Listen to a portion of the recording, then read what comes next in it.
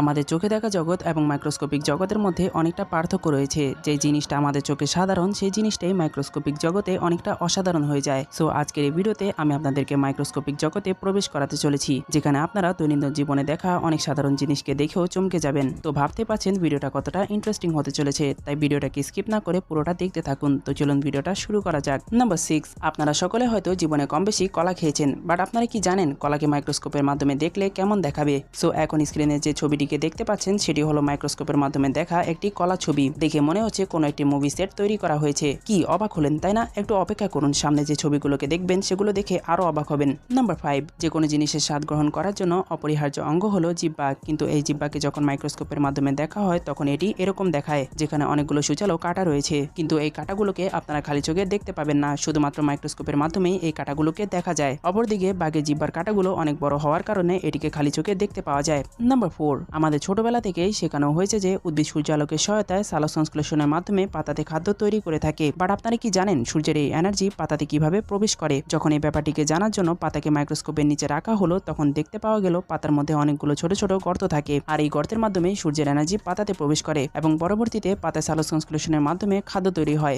Number 3, corona ভাইরাসের নাম শুনেননি এমন মানুষ হয়তো খুঁজে পাওয়া যাবে না। আর করোনা ভাইরাস সারা পৃথিবীতে কতটা আতঙ্ক ছড়িয়েছিল তা হয়তো নতুন করে বলার দরকার নেই, কিন্তু আপনারা কি কখনো করোনা ভাইরাস দেখেছেন? আমি মনে করি দেখেননি। সো করোনা ভাইরাস দেখার উদ্দেশ্যে যখন একটি করোনা পজিটিভ ব্যক্তির মাস্ককে মাইক্রোস্কোপের মাধ্যমে জুম করা হলো তখন অনেকটা জুম করার পর করোনা ভাইরাসকে দেখতে পাওয়া গেল, আর এটি হলো করোনা ভাইরাস। নাম্বার 2, আমরা মানুষেরা যদি পোশাকের পর কোনো জিনিসকে নিয়ে সবচেয়ে বেশি স্টাইল করে থাকি তাহলে সেটা হলো আমাদের মাথার চুল। আর আমাদের মাথার চুলকে যদি মাইক্রোস্কোপের মাধ্যমে দেখা হয় তাহলে সেটা এরকম দেখায়, যেটা দেখে মনে হচ্ছে একটা মাংসের টুকরোর মধ্যে অনেকগুলো কাঠিকে ঢুকিয়ে দেওয়া হয়েছে। নাম্বার 1, জামা কাপড় ছিঁড়ে গেলে অথবা নতুন প্যান্ট শার্ট তৈরি করার জন্য সেলাইয়ের ক্ষেত্রে সুতাকে ব্যবহার করা হয়। আর সুয়ের মধ্যে সুতা ঢুকানো কতটা কষ্টকর তা বলে বোঝানো যাবে না, কিন্তু একটি সুয়ের মধ্যে সুতা ঢুকানো অবস্থায় যদি আমরা এটিকে মাইক্রোস্কোপের মাধ্যমে দেখি তাহলে এটি এরকম দেখায়, যেটি দেখে মনে হচ্ছে অনেকগুলো সুতাকে একটি লোহার ছিদ্রের মধ্যে ঢুকানো হয়েছে। আর আপনারা কারা কারা প্রথমবারই সুয়ের মধ্যে সুতা ঢুকাতে পারেন তা অবশ্যই কমেন্টে জানাবেন। সো আজকের এই ভিডিওটা এই পর্যন্তই। এই ভিডিওটি সেকেন্ড পার্টে আপনারা মানুষের বীর্য